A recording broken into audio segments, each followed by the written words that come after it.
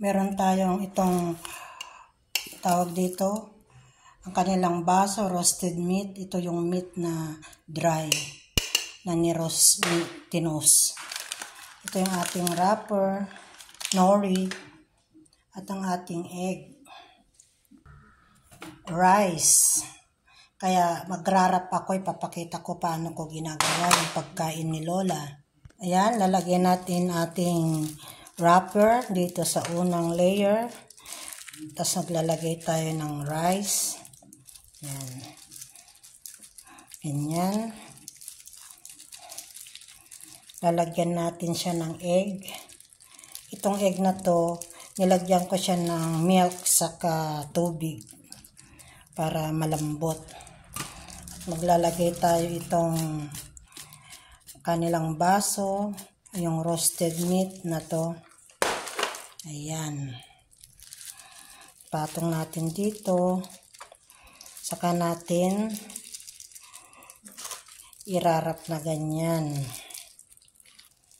Ayan. Ganyan lang ginagawa natin para sa ating Lola.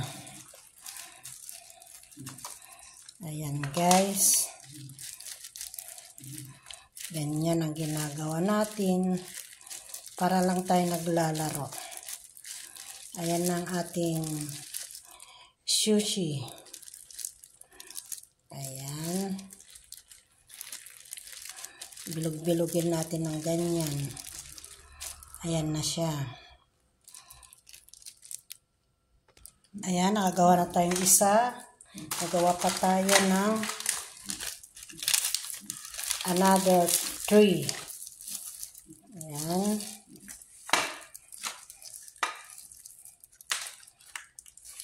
Lagay tayo ng kanin,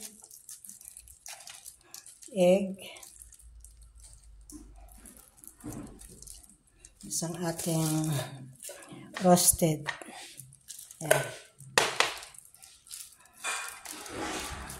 Tapos i-wrap natin ng ganyan.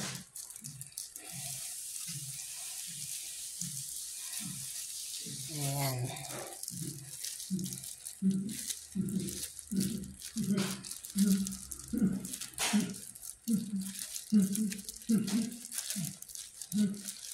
Ayan.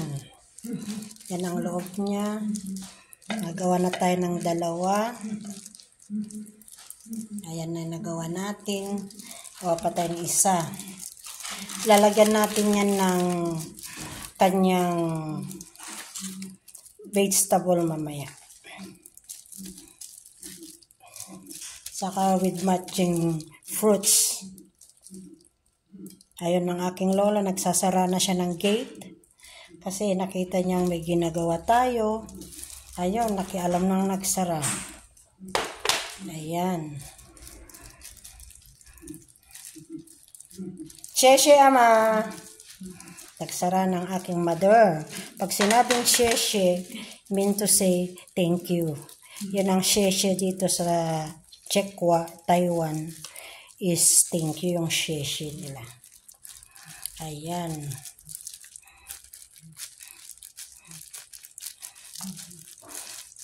Maliit itong isa na gawa ko. Ayan.